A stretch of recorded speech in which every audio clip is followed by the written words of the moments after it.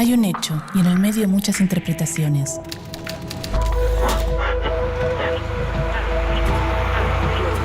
En la calle, en el auto, en la casa, el bar, el trabajo. Hay distintos puntos de vista en el medio de tanta información. Ahí estamos nosotros, en el medio del ruido. En el medio hay un hecho y distintas miradas. En el medio hay un hecho y muchas verdades. En el medio hay mensajes y miradas. Y nosotros estamos ahí. ¿Qué ves? ¿Realidades? ¿Qué escuchas? ¿Verdades? ¿Qué lees?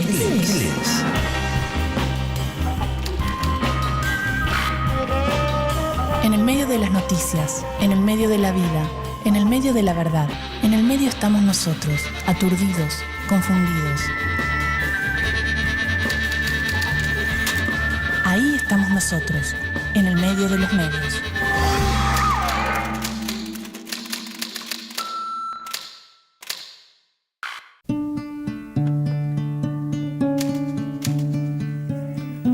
Buen día, señores. Buen ¿Cómo día, les buen va? día. Pasan cosas raras con los mitos argentinos. ¿Qué quiere que diga? La Argentina misma. La Argentina misma, nuestro país parece un cuento, que no sería nada raro porque es el país del verso en todo caso, ¿no? Y tomamos por ciertas cosas que no son. Santa Rosa, ayer vino, pero después anda a comprobar que es Santa Rosa. Es terrible. El granero del mundo. Pregúntale a Brasil. Pregúntale a Brasil. ¿Cómo se come acá? No se come en ningún lado. Sí, solo tocando.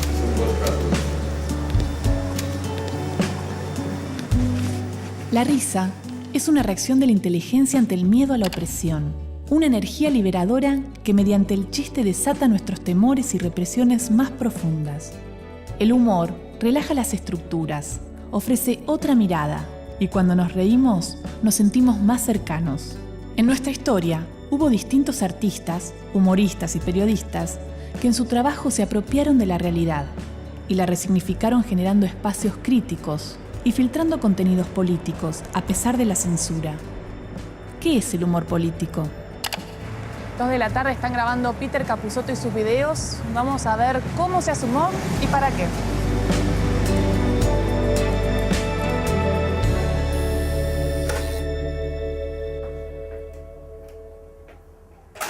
¿Qué? Ponete un poquito más acá porque le tapa mucho la luz. Alfón. Un cachito más. Cuando quieran vamos. Yo, me permite pasar. ¿Qué? Me permite pasar. ¿Qué? ¿Qué? Dale, vamos. ¿Qué? ¿Qué? Bien. Yo creo, en principio, que la risa es un fenómeno casi indefinible que produce una fiesta interna, una especie de festival personal, una orgía doméstica, íntima, que nos lleva a lugares insólitos. Vos fijate hasta qué punto el impulso de hilaridad, la búsqueda de la risa, ha sido una búsqueda utópica. Se le asocia a la felicidad, se le asocia a un estado, a un estado de exaltación. Bueno, en principio el humor es nada más y nada menos que el fenómeno mágico que produce ese estado.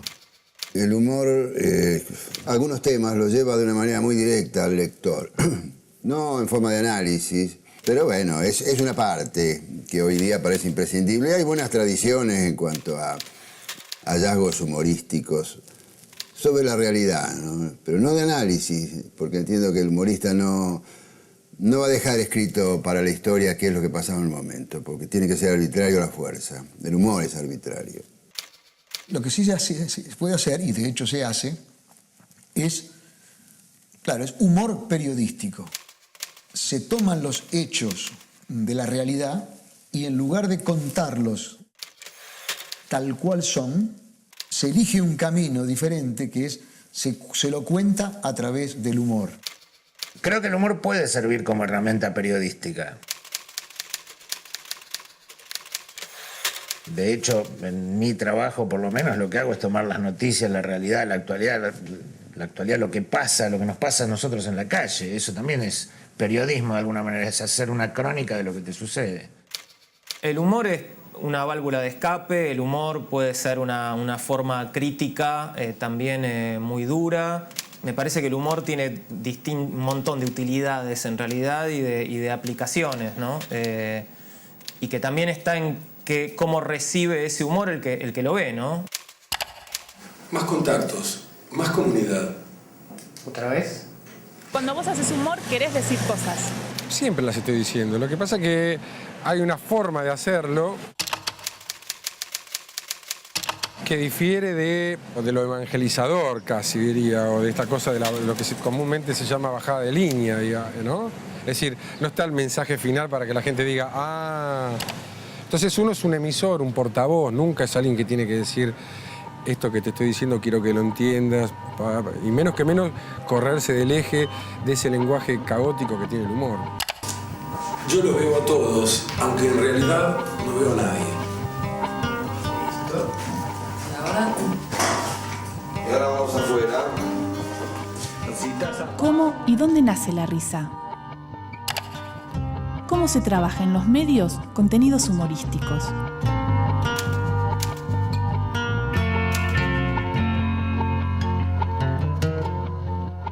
¿Cuál es el rol de un caricaturista en la sociedad? Cuando vos decís caricaturista, yo no me siento muy llamado por la palabra caricaturista, porque la caricatura casi siempre se asocia a la política, ¿no? A mí me dicen caricaturista y yo digo Sabat, pero no digo mi profesión. Yo soy más un humorista gráfico o un dibujante. ¿Y este dibujo qué quisiste hacer? Esta es la tapa del Feynman que viene, debería ser. Y en este fascículo está trabajando el Perón de los 70, el último Perón, después de Seiza, y cuando echa a los montos de la plaza y todo eso, entonces el título es El viejo nos cagó.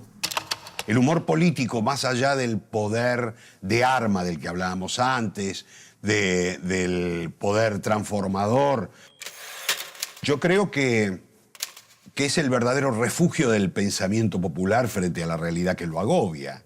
Si nosotros no tuviésemos la posibilidad de bromear, si no tuviésemos la posibilidad de reírnos y si no tuviésemos la posibilidad de la agudeza y el ingenio con el cual mirar a la realidad y atacarla, la realidad sería tan monolítica que no habría por dónde entrarle.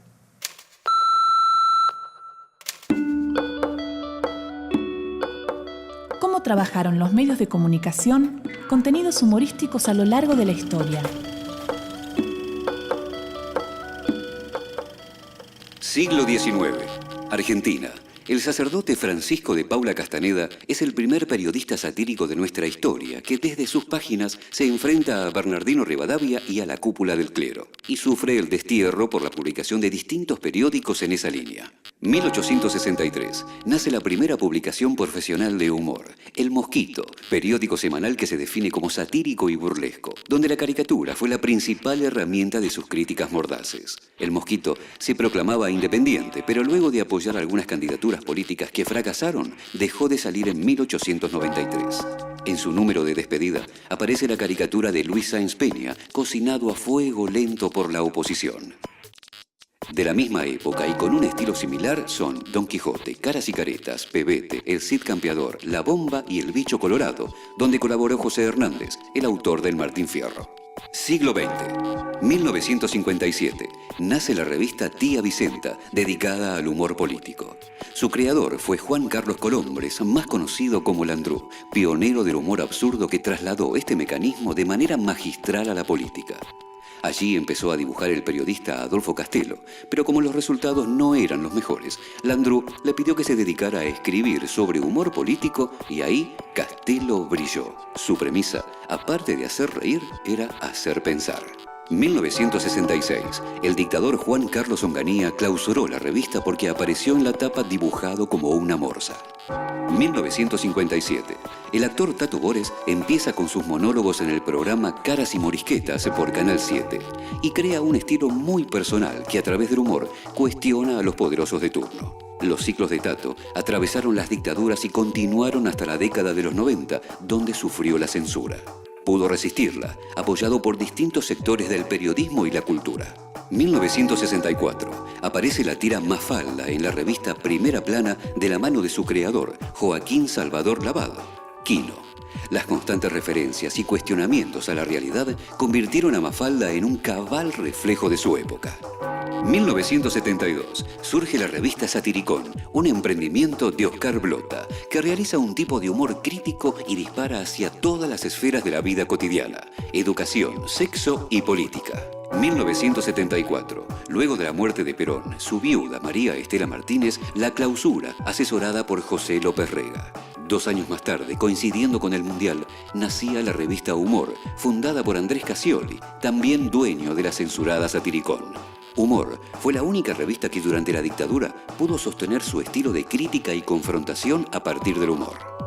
1982. En la TV nace Semanario Insólito, un programa periodístico que desde la ironía cambia la forma de comunicar las noticias. Es el precursor en la pantalla de la fusión entre periodismo y humor.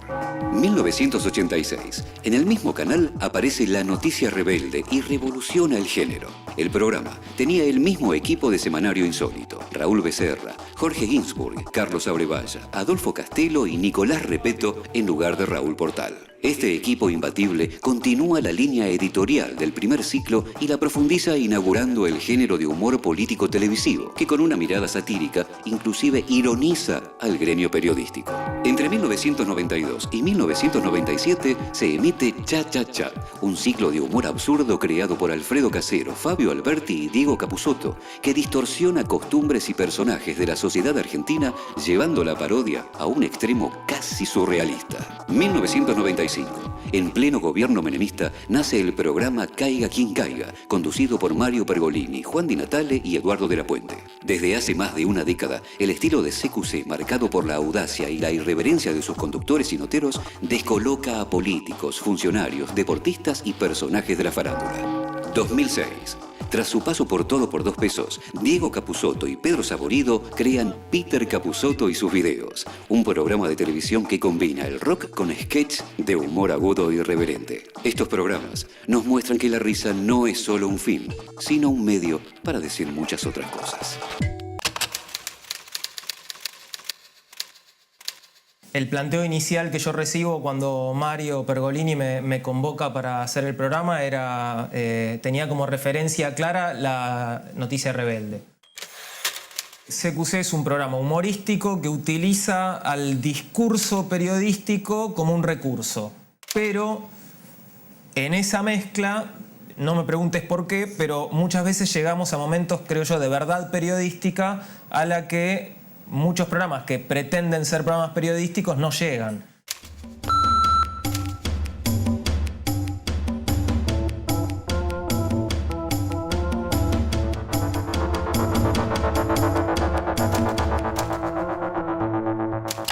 Ustedes hacen periodismo político, entonces. Nosotros hacemos periodismo político, hacemos periodismo deportivo, hacemos periodismo de huevadas. Barcelona finalmente es una sátira periodística, no política, sino periodística. O sea, hablamos de los temas políticos a través de satirizar cómo los medios o cómo los diarios abordan esos temas políticos.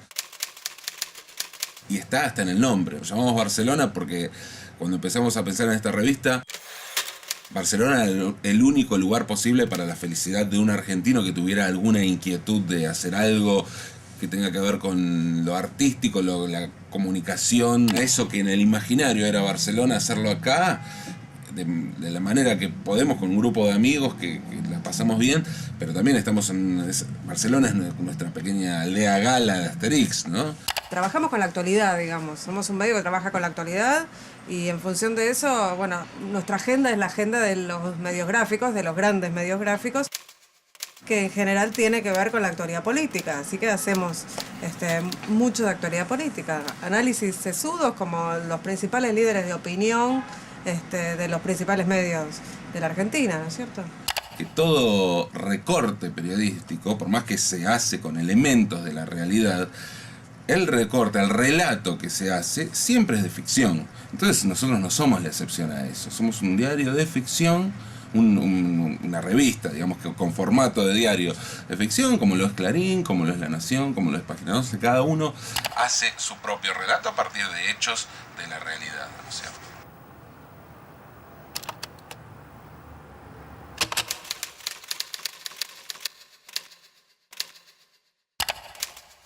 Mi forma de bromear es decir la verdad. Es la broma más divertida. Woody Allen, escritor, cineasta.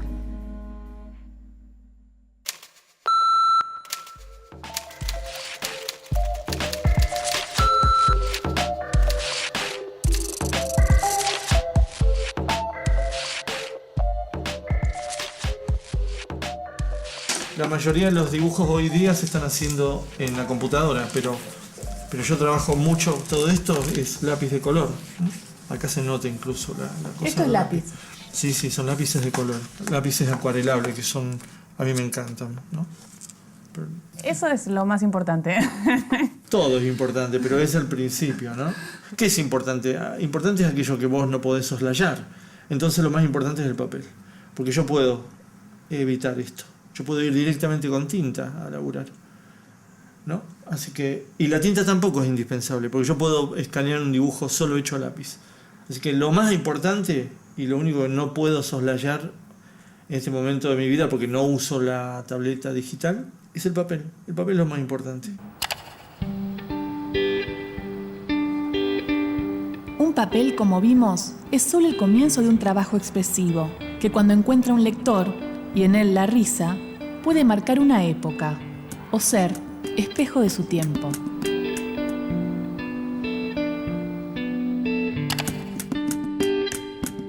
Durante el Mundial de 1978, en plena dictadura y con un título paradójico, sale la revista Humor Registrado, más conocida como Humor, fundada por el dibujante y editor Andrés Cassioli. Humor fue un lugar de encuentro entre periodistas exiliados que regresaban, humoristas, publicitarios, artistas y la posibilidad para muchos de ingresar en el humor gráfico y el periodismo por primera vez. Y la revista Humor fue una ventana, casi te diría, de aire puro en medio de toda esa obnubilación. Los jefes de redacción no tenían prejuicios y decían, si escribe o dibuja bien, que entre. Fue una satisfacción muy grande porque creo que hacíamos también una buena publicación, no solo porque tuvo éxito. El éxito estuvo, obviamente, muy fundamentado en que era una revista opositora y crítica en momentos en que era muy difícil serlo.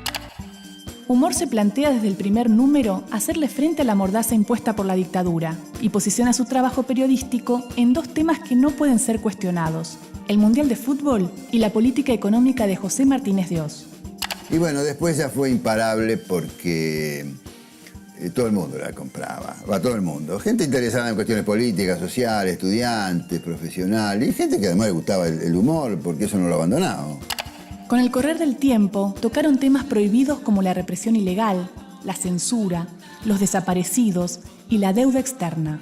Y en un momento resultó, creo, imparable incluso para la dictadura, porque la revista se comentaba mucho en Europa, y Videla y compañía, supongo yo, pensaron que no podían dar un manotazo a la única publicación que había como voz crítica. Humor es objeto de denuncias, censuras, infinidad de causas y juicios donde los abogados, para defender la publicación, tienen que apelar a la figura animus iocandi, que significa que se ironiza para divertir y no para ofender. A los pocos años amplía su oferta en los medios gráficos con el sello editorial Ediciones de la Urraca y renueva el aire denso post-dictadura con las ediciones de la revista Fierro y El Péndulo, dedicadas a la historieta, el diario El Periodista y Umi, la revista infantil.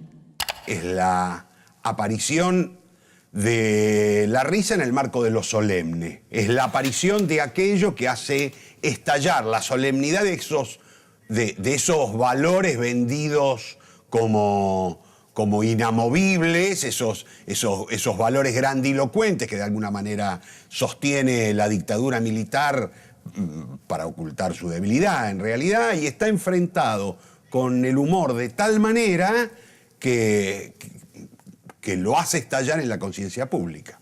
A mediados de los años 90, el panorama es distinto y Humor está en plena crisis, como El País. Las ventas bajan, las notas se pagan poco, los periodistas más notables se van a otros medios. Los juicios de empresarios menemistas invaden a su fundador Andrés Cassioli y la revista tiene que cerrar en 1997.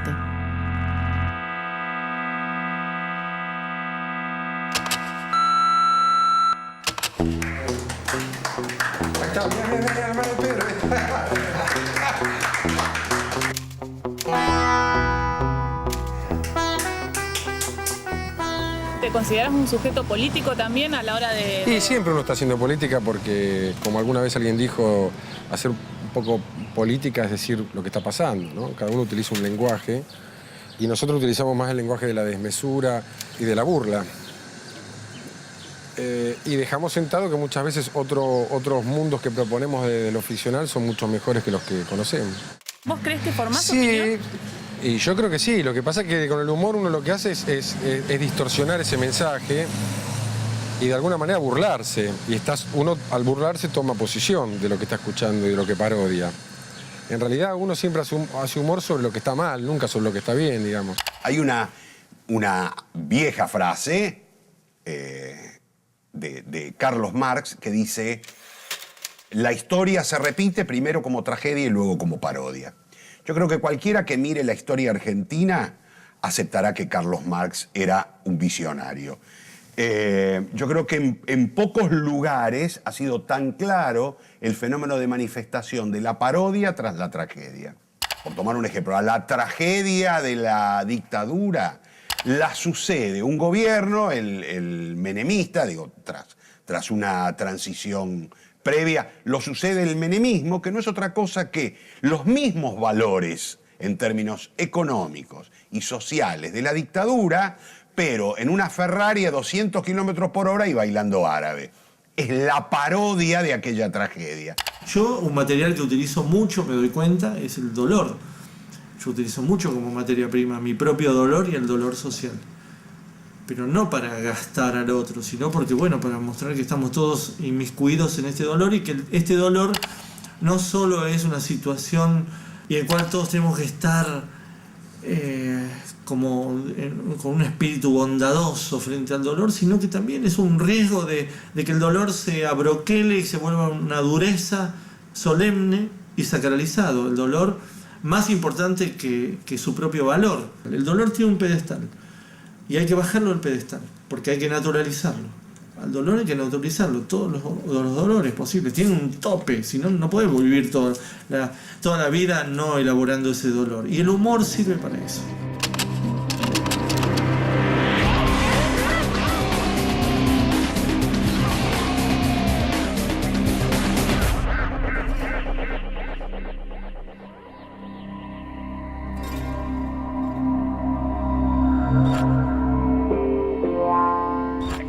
El ejercicio de desarmar una noticia y analizar sus partes nos permite preguntarnos y entender su construcción.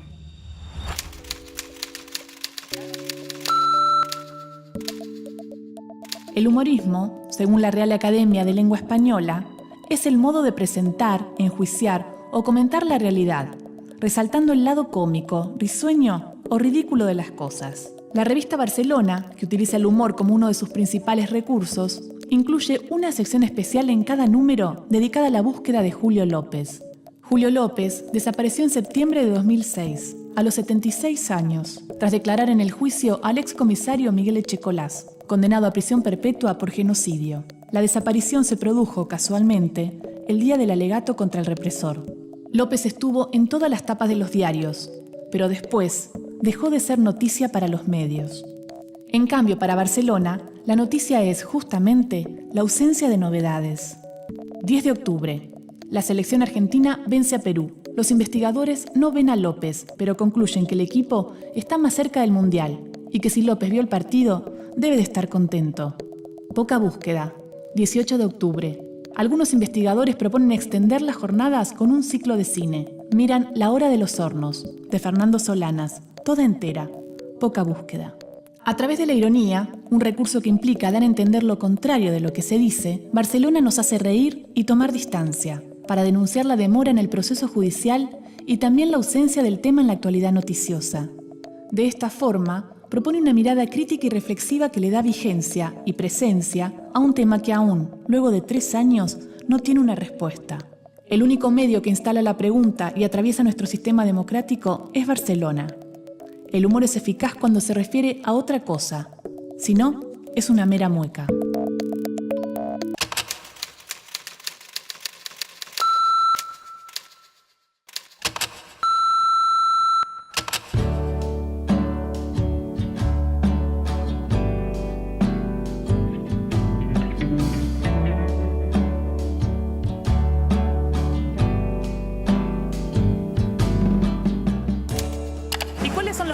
Para hacer humor? No, no hay. En general uno puede hablar de cualquier cosa. Yo lo que te decía antes, que en realidad, si vos te pones a pensar, siempre los lenguajes humorísticos son redundantes sobre la violencia, sobre la miseria, sobre las tragedias. Y es otra mirada, ¿no? Siempre darlo vuelta. Sí, es una otra mirada y es una manera también de escaparse de eso. Y también de puntualizarse y de comprometerse en cuanto a lo que te decía antes, saber de lo que uno se está burlando, digamos. El humorista no tiene límites. Yo creo que muchas veces se equivoca, pero no los tiene y no los debe tener.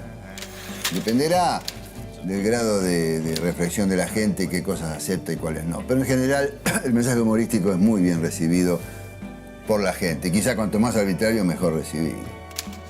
Yo tengo mis límites personales. Trato de ser equitativo, justo. Creo que los problemas que tenemos en nuestro país, el mundo es otra historia, no son culpa de un lado ni del otro. Yo trato de ponerme en el medio porque perdés la gracia. La gente se da cuenta que no tiene gracia lo que haces. Incluso me ha pasado, y no es el caso, ahora que estoy con Víctor Hugo, de periodistas que me han dicho, vos que sos el humorista, decí esto, que yo no puedo.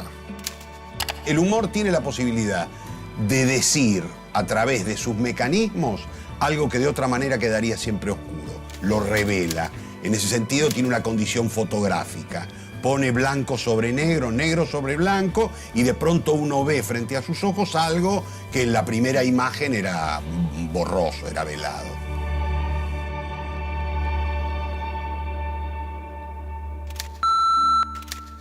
Esto que acabas de ver es solo un programa de televisión. Una visión, una opinión, nuestra interpretación de la realidad. Es nuestra verdad, pero no es la única. Hay distintas miradas sobre los hechos. Nosotros elegimos qué contarte y cómo. Seleccionamos testimonios e imágenes, como lo hacen los medios, que de un hecho construyen la noticia. Los medios de comunicación eligen qué contarte y son responsables de lo que dicen, como nosotros fuimos responsables de lo que dijimos en este programa.